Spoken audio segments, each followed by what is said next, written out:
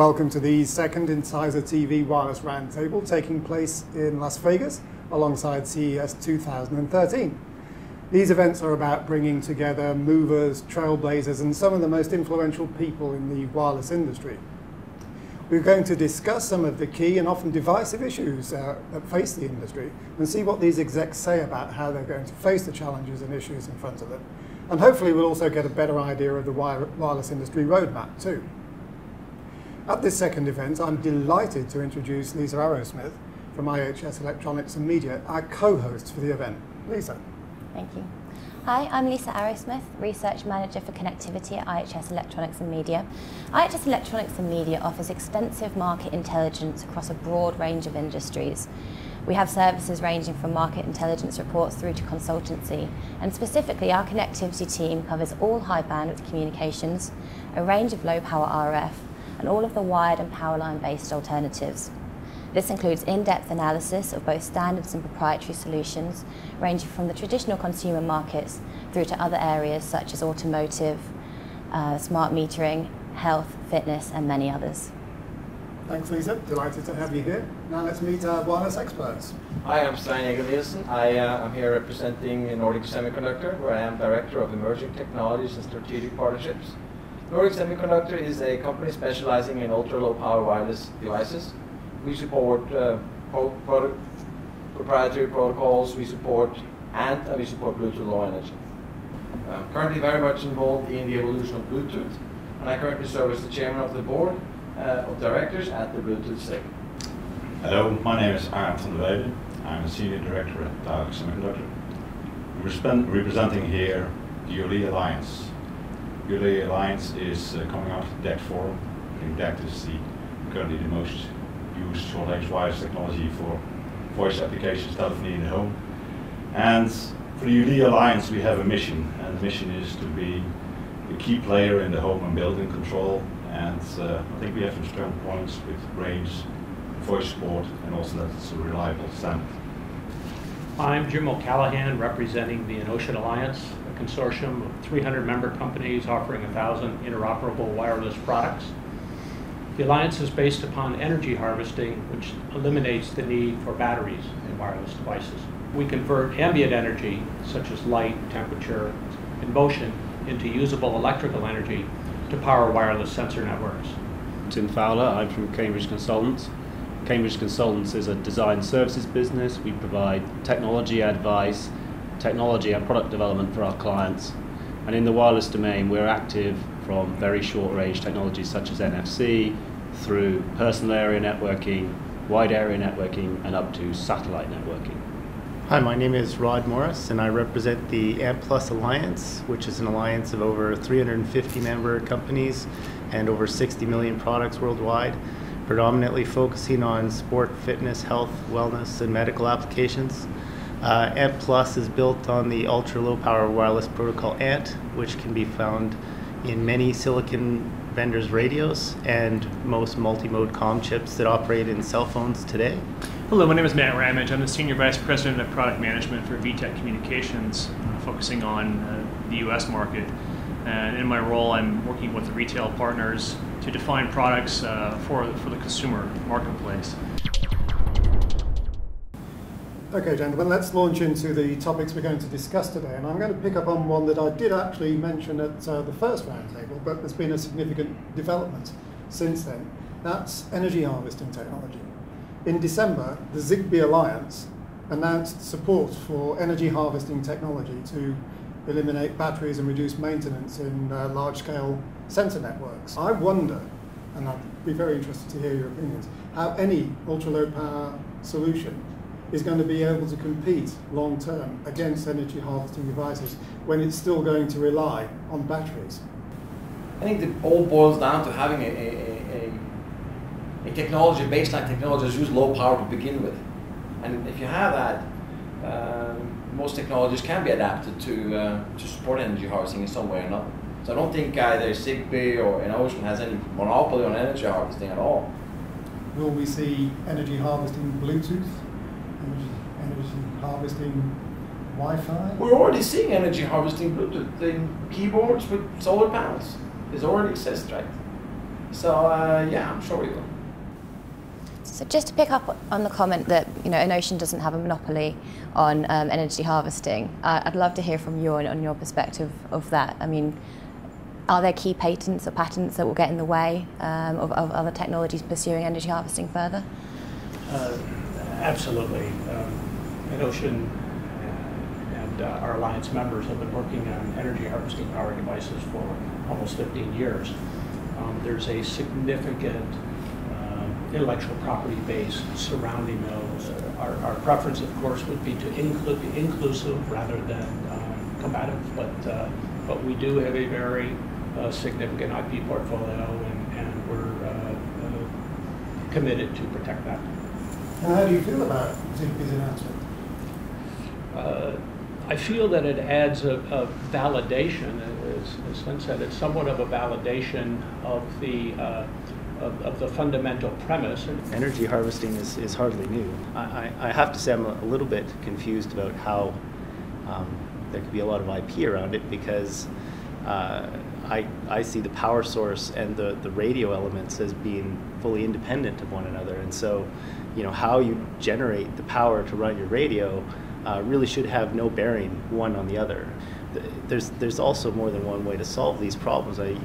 It's possible to run ANT in such low modes that effectively you can run a coin cell for as long as the storage capacity of the coin cell. When you talk 4 or 5 years of operation on a coin cell, it's possible to talk about disposable products, which is effectively the same thing, in that you're not intended to change the battery.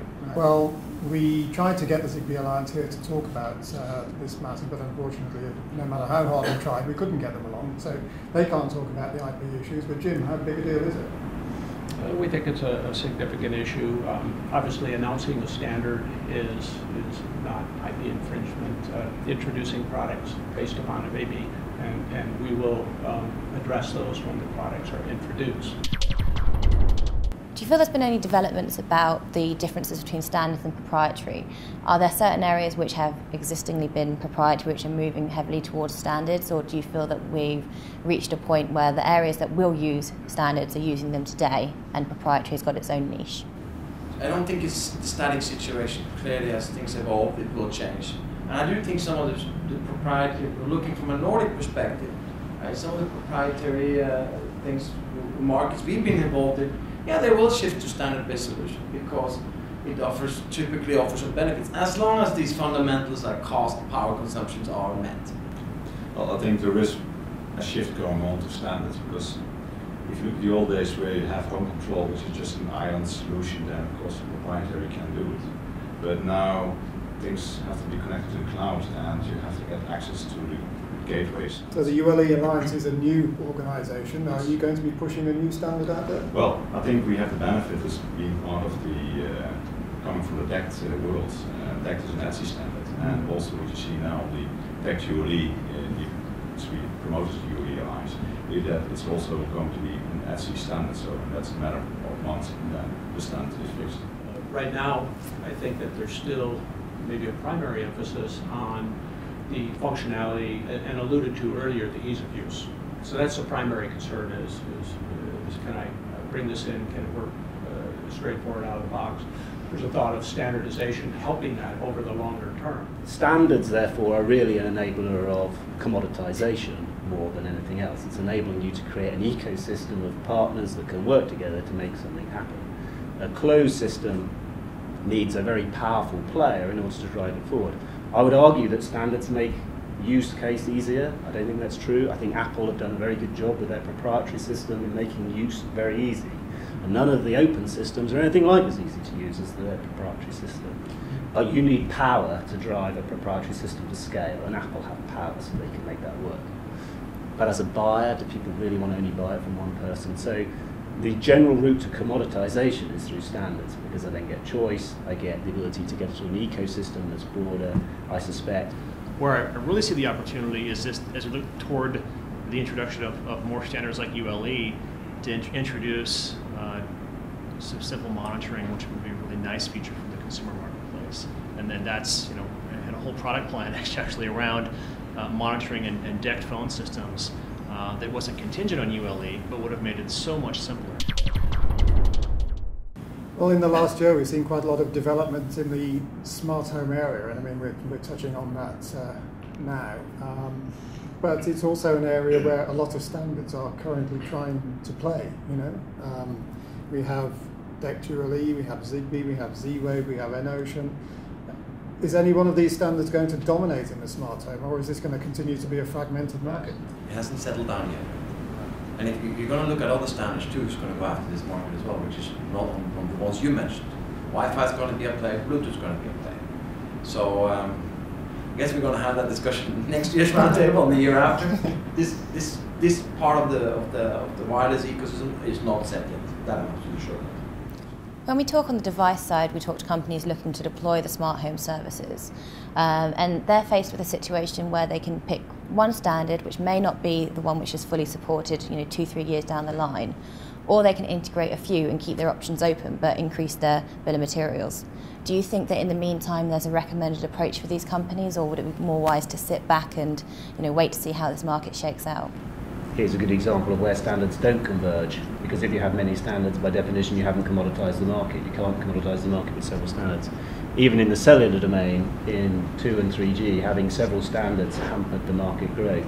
Fastest growing cellular network is LTE, because now there's a global adoption of one standard. I think what's actually missing is a really compelling application. I think that's what's really holding back home automation. I actually agree with you, Rod. I think that's very true. I would agree. I've seen so many sensor solutions, health monitoring, home automation, all of which are phenomenal solutions from a consumer standpoint. But to make these things work together, no one has quite put that piece together yet. To what extent do you think that IP addressability at node level is really key in this emerging smart home environment? I mean, for some applications, isn't it a little bit overkill? Yes, it is overkill. And I think some of what's pushing it is regulatory pressure, right? Does it make sense? Always not, right? So I think that's something that's going to be shaken out in the next 2 or 3 years. We're going to see what happens. Would life be easier if the standards, if there wasn't so much crossover in the standards, if the technologies weren't always fighting to be in each other's marketplaces? I mean, pick a specific example. Wi-Fi and Bluetooth are probably the most widely known short-range wireless technologies for consumers. Wouldn't life be easier if both of the technologies stuck to what they were good at? Will there be more consolidation, do we think? Because, I mean, in the last week, the Wi-Fi Alliance has merged with the WiGig Alliance. Anybody have any feelings on whether this is a great move for the Wi-Fi Alliance, getting involved in the 60 gigahertz marketplace? It's not a surprise. Right? It's, you want to go back to your previous question as well. When you look at the intersections, Bluetooth, Wi-Fi, and so forth, right? There is some kind of, we are seeing the map sort of filling in some segments, right? And it is to some extent clear that Wi-Fi has taken the high-speed part of the market, and it's very hard for any other standards to go after that, I think. Should they not go after different segments? Of course they will go after it. I mean, it's a number game, right? Everyone grow or die. You got to have as much nodes as you can. That's the business. That's what a standard should do. They should go after as much as they can grab. That's what I think. Do you think Bluetooth has given up on the high-speed market, is leaving that to Wi-Fi? I mean, if you look at the products out there that support high speed, it isn't enough to justify saying it's a big deal for Bluetooth. So yes, I think that has been given away to. I don't think given away. It's been that has ended up in the Wi-Fi camp. So and I think that's how it's going to stay. So that's an official statement on behalf of the Bluetooth specialist? Absolutely not. It's my personal view.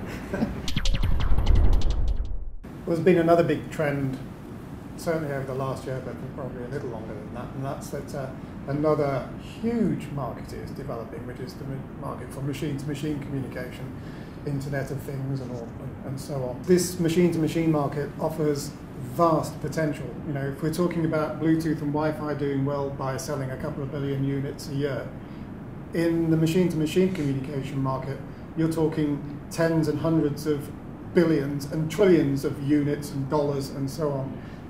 Will the short-range wireless technologies be able to play in that market? What's it going to take? Well, because again, the other point is that the major players there today are the cellular operators. Yeah, but that's because it depends on what machine you're connecting to what machine. And what the application is. So certainly the cellular industry will paint a picture that machine to machine is from the classic model of distant machines reporting to some central location. But in the Internet of Things, it might be a combination of things that only sit on this desk. To connect those together with a cellular connection back to some cell site on the other side of the wall makes no sense whatsoever.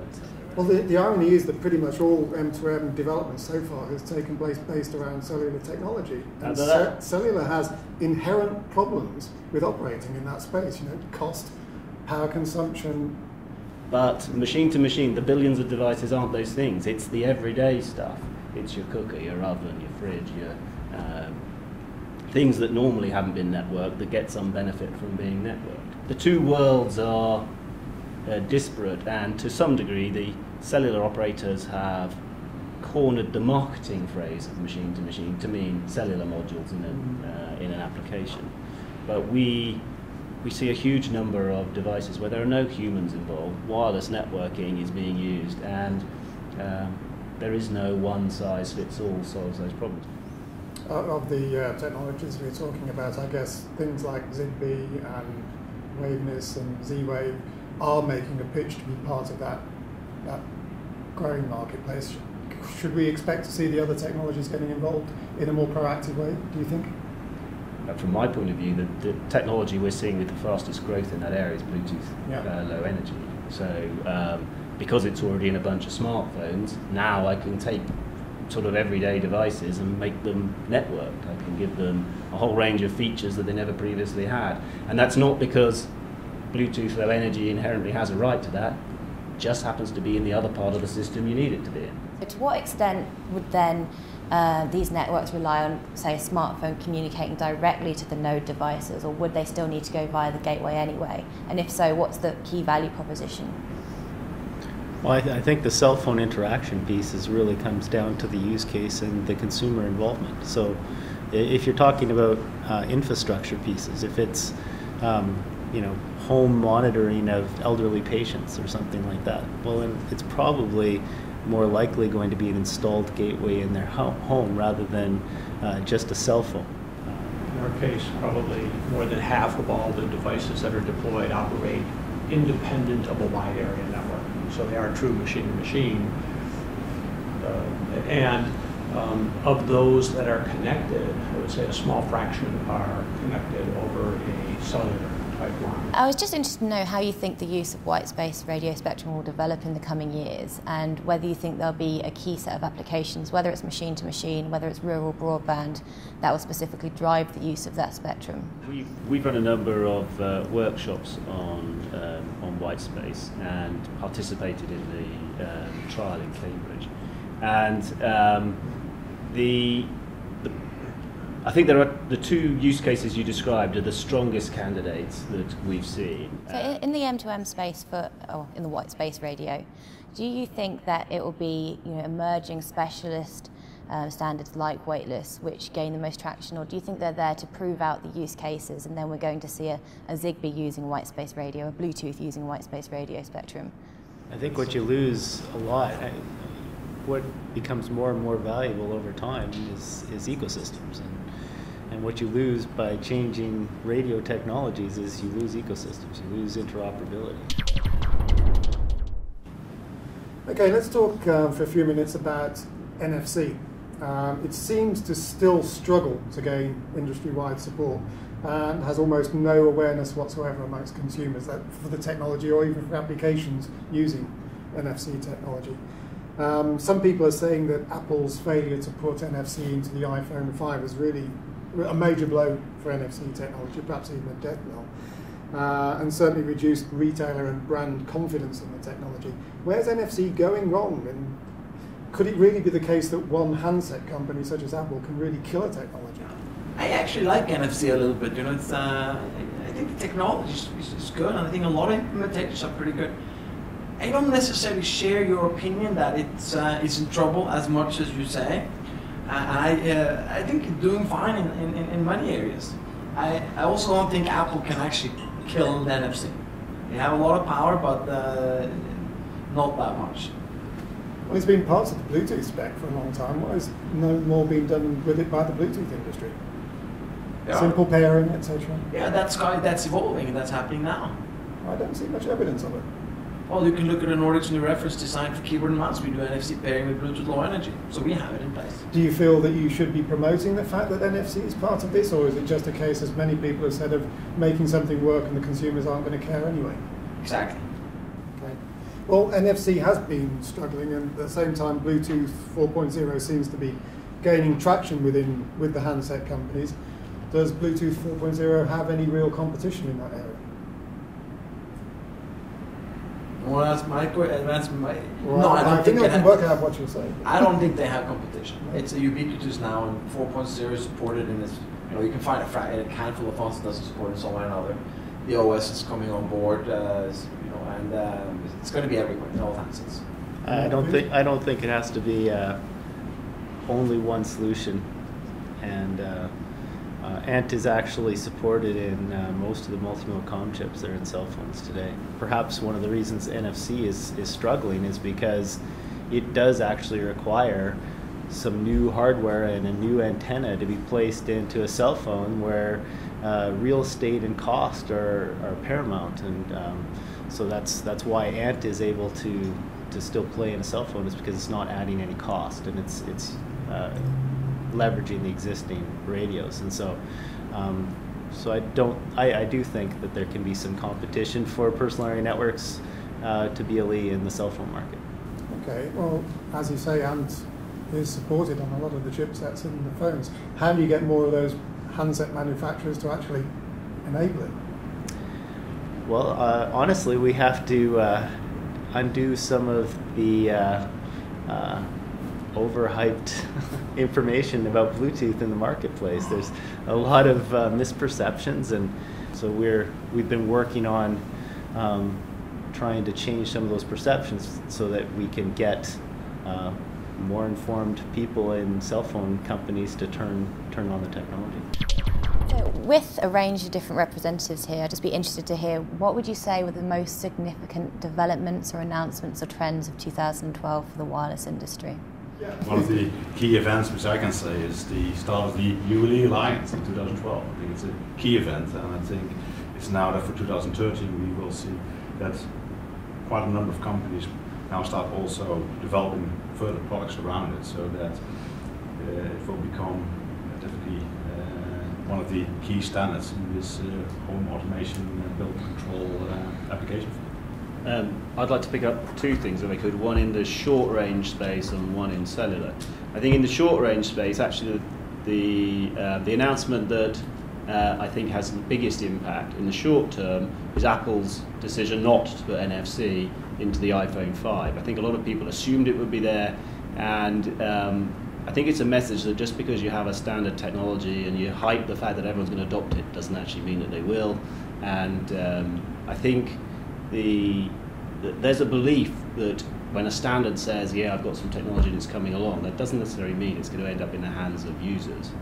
I think in the cellular space, the most interesting thing I've seen is the general adoption and consensus, both from operators and vendors, that having small cells in their network is a good idea. Having spent years fighting that position, they've now realised that the only way to scale their spectrum is to get closer to the users. I think that'll have an impact generally into the short range area that we probably don't yet know. From our perspective, it's been the introduction of a radio protocol standard optimized for the energy harvesting, which to a certain extent puts information out into the public domain, so it gives it some life beyond the ocean, quite frankly. One could say the announcement by the Zigbee Alliance has provided some added validation for that.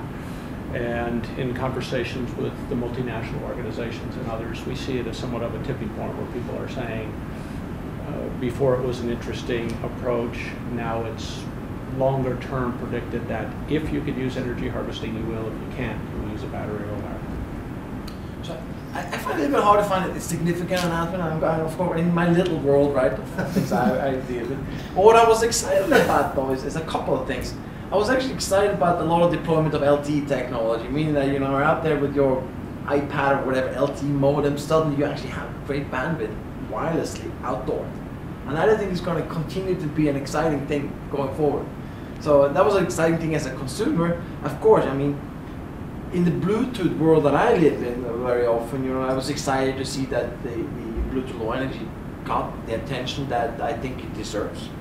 So from perspective of myself and from VTech, as we deliver DECT-based products for consumers, the announcement of ULE is actually the most exciting thing, I think, for us, because now we can start to deploy consumer-based solutions that are cost-effective, that are simple, and that are really within the near term. But it will allow us to go into more home monitoring, more of this machine-to-machine discussion we've been having, but allow that to integrate back into what was a simple DECT-based phone system. I guess maybe somewhat not specifically wireless, but as a product category that is uniquely tied to wireless, I really see this last year as activity monitoring has really exploded as a new product segment. So wireless activity monitoring. And that's so interesting, I think Rod, because I mean this is something that people have been predicting to be a strong market for some time. You're saying that you're seeing real evidence of it happening. Yeah, this was definitely a year where it's really starting to take off. As part of the Wireless Roundtable program, we introduced the Spirit of Wireless Award for this year, and we asked each of these participating companies to nominate a product or an application that in their mind best portrayed innovative, clever, insightful use of wireless technology. These submissions were reviewed by the Inside the TV review panel, which consisted of 2 very clever people and me. My co-judges were Professor William Webb and Manek Dabash. William is one of the founding directors of Newell, a company developing machine-to-machine technologies and networks.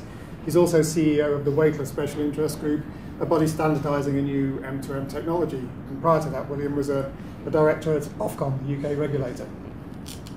Manek's been deeply involved in the IT business for more than 20 years and was selected to be one of the judges for the prestigious Financial Times World Communications Award. And he's also editorial director of Net Events TV and publishes Network Weekly. We reviewed all of the submissions and felt that they definitely met our criteria perfectly. We agreed that the products all move the game on, and each of us had an "I'd really like to be using one of these today" favourite. But there was a standout winner as far as we were concerned, and that winner was Nordic Semiconductor. Nordic's NRF 51822 is a multi-protocol, ultra-low power, 2.4 gigahertz system on chip that's capable of concurrently or non-concurrently supporting Bluetooth Low Energy and proprietary RF software protocols. We felt that this combination of Nordic's multi-protocol RF technology and the innovative software architecture has the potential to underpin the developments of a limitless number of next-generation wireless solutions, and it's therefore a truly standout product. So I'd like to ask Sven Egil Nielsen to accept the Incisor TV Spirit of Wireless Award on behalf of Nordic Semiconductor. Thank you very much. We're very proud of this.